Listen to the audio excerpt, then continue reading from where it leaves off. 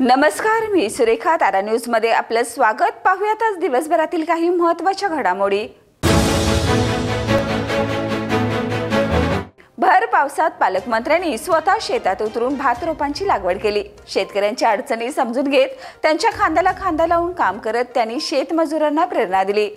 पावसाच्या सरीमध्ये राजकारण बाजूला ठेवत पालकमंत्र्यांनी मातीत रोळून काम केल्याने ग्रामस्थात समाधान आणि उत्साहाचं वातावरण निर्माण झाले.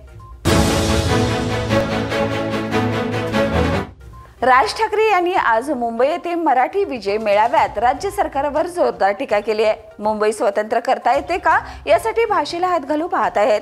महाराष्ट्र शांत झाला असेल तर पुढचं पाऊल टाकू असा सरकारचा दावा आहे.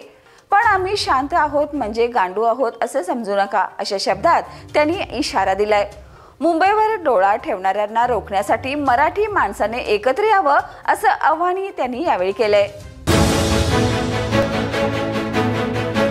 गेल्या 30 वर्षापासून मुंबईत राहतो, मराठी बोलणार नाही, काय करायचंय ते करा असं वक्तव्य मुंबईतील उद्योजक सुशील केडिया यांनी केलं.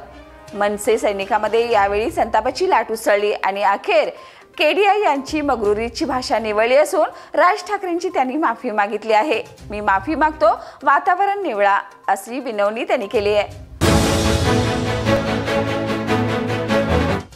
हिंदी सक्ती विरोधातील आंदोलनानंतर वरळी येथे पार पडलेल्या विजयी मेळाव्यात ठाकरे बंधूंची ऐतिहासिक एकत्रित उपस्थिती राज्याच्या राजकारणात चर्चेचा विषय बनले आहे. उद्धव ठाकरे आणि राज ठाकरे यांनी एकाच व्यासपीठावर एकत्र येत मराठी अस्मिता आणि महाराष्ट्राच्या हक्कासाठी लढण्याचा ठाम निर्धार व्यक्त केलाय.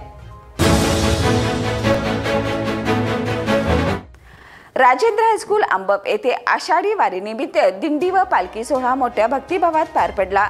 दादा महाराजांच्या अभंग गायनाने कार्यक्रमाची सुरुवात झाली तर मुख्याध्यापक बी.डी. केकरे यांच्या हस्ते आरती व पालखीचं प्रस्थान झालं.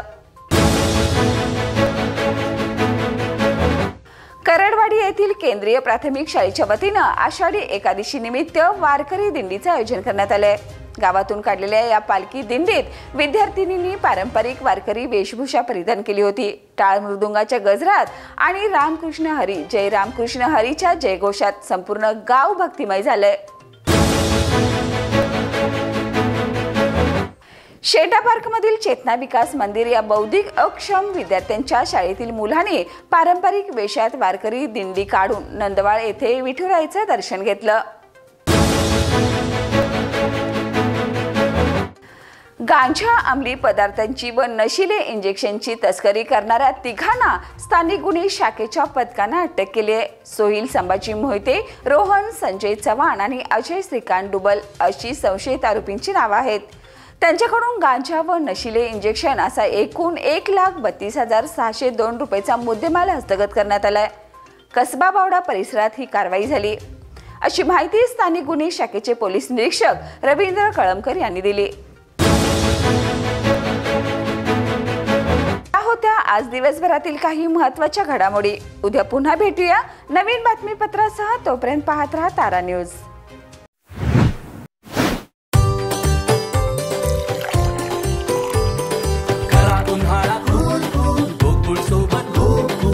गोकुळ सोबत गो कूल.